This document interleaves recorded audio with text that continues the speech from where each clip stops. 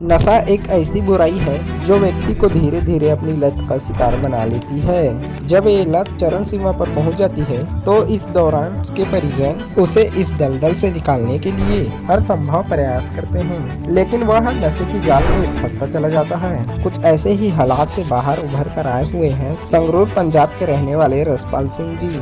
सन 2006 से इन्होंने नशे की ऐसी लत पकड़ ली थी कि दिन में 40 से 50 नशीली गोलियां खा लेते थे, शराब पीते थे और हर तरह का नशा करते थे। इनके परिवार वाले बहुत परेशान थे। इस हद तक मानसिक स्थिति में पहुंच जाने वाले रसपाल सिंह जी ने कई बार आत्महत्या करने की कोशिश की, जहर भी खा लिया। लेकिन फिर उनके जीवन में आई एक शुभ घड़ी जब रसपाल सिंह जी ने विश्व के सबसे बड़े समाज सुधारक तत्वदर्शी संत रामपाल जी महाराज जी का सत्य आध्यात्मिक ज्ञान सुना और नाम दीक्षा ले ली। सत्संग सुनते सुनते उनकी आत्मा में विकलानी होने लगी और उनकी आंखों से आंसू बहने लगे और इन्होंने नशा छोड़ दिया और वे हैवान से इंसान बन चुके हैं। इन्हें डॉक्टर ने यहाँ तक कह दिया नशा नहीं छोड़ते तो उन्हें हार्ट अटैक आ सकता है और उनकी जान बचनी मुश्किल है। लेकिन ये आज संत रामपाल जी महाराज जी की कृपा से एक नई जिंदगी जी रहे हैं। सुनिए यह अनोखा चमत्कार जब रसपाल सिंह जी हुए लाचार तो संत जी ने कैसे सुनी पार।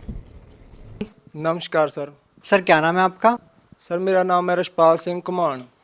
सर कहाँ से आए हैं आप? मेरा गांव है कपयाल, डिस्ट्रिक्ट संगरूर, पानीगढ़ तहसील। सर संत रामपाल जी महाराज की शरण में आने से पहले आप क्या साधनाएं करते थे? सर मैं साधनाएं तो कोई नहीं करता था, लेकिन जहां भी कोई मड़ी मस्जिद कोई भी 4 ईंट लगा दी वहीं प्रणाम कर देता था कि सभी जगह परमात्मा है। सर संत रामपाल जी महाराज की शरण में कैसे आए आप? सर मैं बहुत ज़्यादा नशा करता था। जब मैं कॉलेज टाइम में 2006 की बात है, जब मैंने कॉलेज में एडमिशन लिया तभी मैं कुछ गलत सोसाइटी में घुस गया और तभी से मैं इतना नशा करने लग गया कि धीरे धीरे शीशी होती है सर जी, वो रेक्सकॉफ की बोलते हैं, हमारे यहाँ फैंसी बोलते हैं उसको। वो फैंसी की मैं शीशी पीने लग गया और कैरी सोमा की गोली खाने लग गया। 50-50 गोली खा जाता और 3-3 4-4 वो शीशियाँ पी जाता और सुल्फा पीता था सर जी, और मैं शराब की भी बोतल पी जाता था और सारा दिन लड़ाई झगड़े करने, कभी कहीं। घर वालों ने परेशान थे मेरे से। घर में रोटी कभी बनती कभी नहीं बनती तो घर वाले बना के रख देते, खाते नहीं, सारे घर वाले परेशान थे। और तभी मेरे गांव का एक लड़का था, उसने मेरे को बताया कि भाई ऐसे ऐसे करके एक संत है संत रामपाल जी महाराज जी, कि उनका पास तू नाम ले ले। उसने वो भी नशा करता था, उसने संत रामपाल जी से नाम दीक्षा ली थी, तो वो मेरे को ले गया वहाँ आश्रम में। मैं आश्रम में भगत जी भाई गया और मैंने जाके वहाँ सारा सिस्टम देखा और उसके बाद मैंने भी नाम ले लिया। वहाँ जाके नाम लेने के बाद मैं घर आ गया और मैंने ज्ञान बिल्कुल नहीं सुना और मैं आते ही फिर नशा करने लग गया।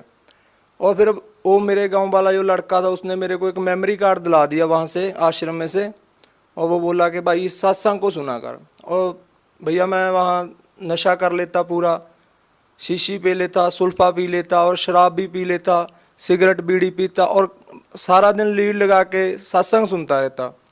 और सत्संग सुनते सुनते मेरे को कुछ ज्ञान होने लग गया कि मेरी, जैसे गुरुजी बताते हैं संत रामपाल जी महाराज जी के, जब आत्मा को ज्ञान हो जाता है, पाप कम हो जाते हैं तो आँखों से आंसू आने लगते हैं। ऐसे ही भैया मेरे साथ हुआ कि जब संत रामपाल जी सत्संग करते तो मेरी आँखों में से आंसू आने लग जाते। और एक दिन संत रामपाल जी ने वो सत्संग सुनाया गुरु नानक साहब जी का, कि ऐसे ऐसे गुरु नानक साहब जी को परमात्मा भाई नदी पे मिले और वहाँ सतलोक लेके गए। सारा उन्होंने बताया कि उन्होंने ये नाम जपा। तो सिख समाज में होने के कारण मेरा और ज़्यादा इंटरेस्ट बढ़ गया। तो भैया जी ऐसे ऐसे करते करते मैंने, आप जब विश्वास नहीं करोगे, मैंने सत्संग सुनते सुनते नशा छोड़ दिया, शीशी ले पीना बंद कर दिया, सुल्फा पीना बंद कर दिया। सर जैसे कि आपने बताया कि आप नशे के इतने आदी थे कि एक दिन में 50-50 गोलियां नशे की आप खा लेते थे और आपके परिवार वाले और आस पड़ोस वाले भी आपसे बहुत ज़्यादा दुखी थे।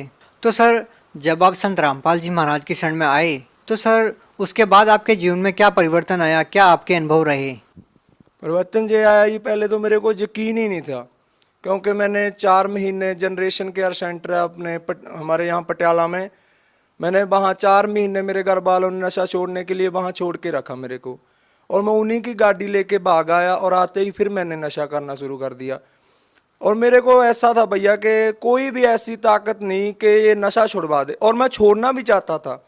मेरी माँ, आप सच नहीं मानोगे, मेरी माँ मेरे को कह देती थी कि बेटा तू मर जा। मैं कह देता था माँ मेरे से मरा नहीं जाता, तू मेरे को ऐसे कर, कुछ खाने में मिला दे और मेरे को मत बता। आप भैया यकीन नहीं मानोगे, मेरे घर पे जाके ये पूछ सकते हो, यही स्थिति सेम टू सेम थी हमारे घर पे। वो मैं कहता था माँ तू इसमें डाल दे कुछ, मेरे को मत बता और मैं मर जाऊंगा, ठीक है। और भैया मैंने बहुत बार मैंने सुसाइड करने की भी कोशिश की। मेरा पूरा गाँव इस बात का गवाह है कि मैंने 1-2 बार ना ये जहर भी ले लिया था, खा लिया था, और फिर मैं बच जाता था। और तब मैं संत रामपाल जी महाराज के जहाँ जाने से पहले मैंने सोचा भी ऐसी कोई ताकत नहीं यार जो मेरा नशा छुड़वा दे, क्योंकि मेरे को नींद भी नहीं आती थी, मैं मेंटली अपसेट हो जाता था जब मैं थोड़ा बहुत नशे की डोज ऊपर नीचे हो जाती थी। तो मैंने सोचा भी ऐसी कोई ताकत नहीं। जब मैं वहाँ गया तो मैं उस दिन भी नशा करके गया, जिस दिन मैंने नाम दीक्षा ली तब भी मैंने। और मेरे साथ वाला जो मेरे गाँव का लड़का था उसने बोला कि भाई तू ऐसा बोल दियो कि गुरुजी मेरा नशा छुड़वा दो। मेरे को यकीन बिल्कुल नहीं था कि मेरा नशा छूट जाएगा, क्योंकि इतना नशा, इतनी डोज लेने के बाद मेरे को कोई यकीन नहीं था। और मैं गया, मैंने बोला गुरुजी ऐसे करके दास नशा करता है, आप मेरा नशा छुड़वा दो। गुरुजी बोले, सिर पे हाथ रखा कि बेटा आज के बाद तू नशा नहीं करेगा। और भैया जब संत रामपाल जी ने, महाराज जी ने मेरे सिर के ऊपर हाथ रख के कहा कि बेटा तू आज के बाद नशा नहीं करेगा, और भैया वो दिन है और आज का दिन है, मुझ को इतनी नफरत होगी नशे से कि नशा करना तो दूर, मैं किसी को ले आके भी नहीं देता।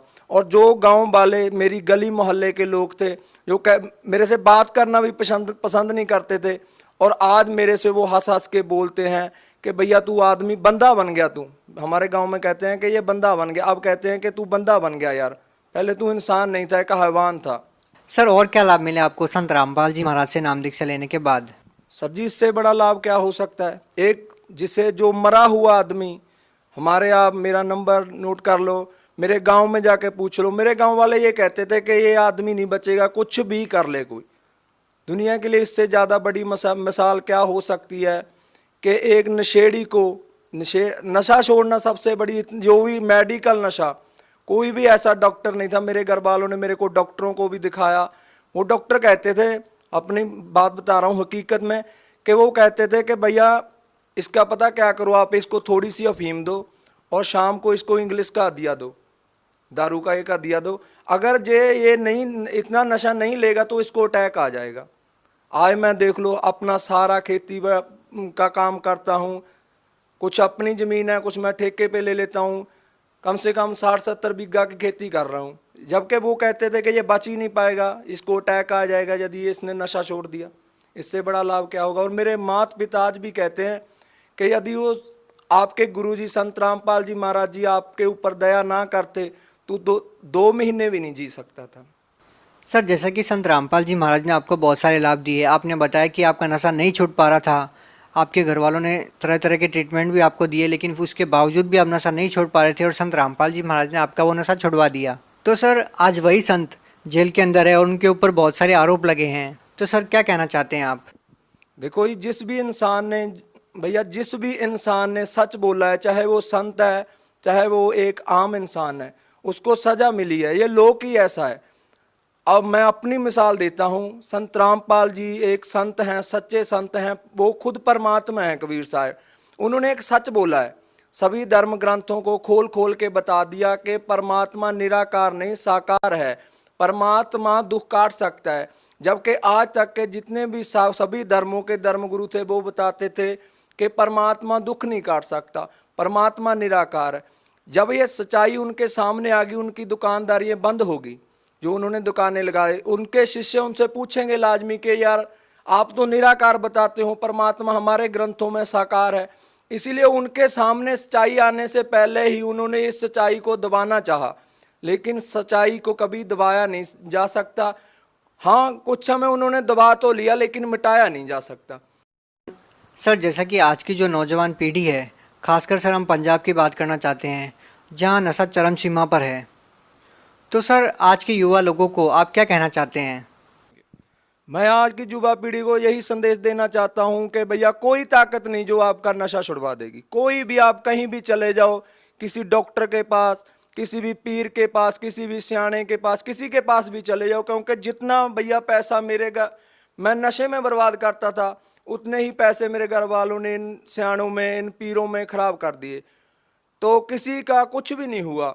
और मेरे को डॉक्टरों के पास मैं इनको यही संदेश देना चाहता हूं कि आप संत रामपाल जी महाराज का साधना टीवी पे 7:40 से 8:40 तक सत्संग आता है, आप ध्यान से सत्संग सुनो। अगर आप नशा छोड़ना चाहते हो तो एक यही तरीका है, और संत रामपाल जी महाराज जी हैं जो आपका नशा छुड़वा सकते हैं, वरना दुनिया की कोई ताकत नहीं जो आपका नशा छुड़वा दे। जो लोग आज संत रामपाल जी महाराज से जुड़ना चाहते हैं, वो लोग चाहते हैं कि आपकी तरह उनका भी नशा छूट जाए, वो भी आपकी तरह लाभ पाना चाहते हैं, तो वो नाम दीक्षा कैसे ले सकते हैं? वो नाम दीक्षा भैया ऐसे ले सकते हैं, जैसे कि सत्संग आता है साधना टीवी पे, उसके नीचे एक पट्टी आती है, उस पट्टी के ऊपर यदि आपने बुक मंगवानी है तो वो भी नंबर है, वो नंबर है सारे दिए हुए हैं, उन नंबरों पे कांटेक्ट करो और बताओ कि आप कौन से ज़िले से हो। और हर एक ज़िले में लगभग आज नाम, वहाँ से जाके नाम दान लो और संत रामपाल जी से होने वाले लाभ उठाओ। जो भी आपके दुख तकलीफ हैं, संत रामपाल जी कहते हैं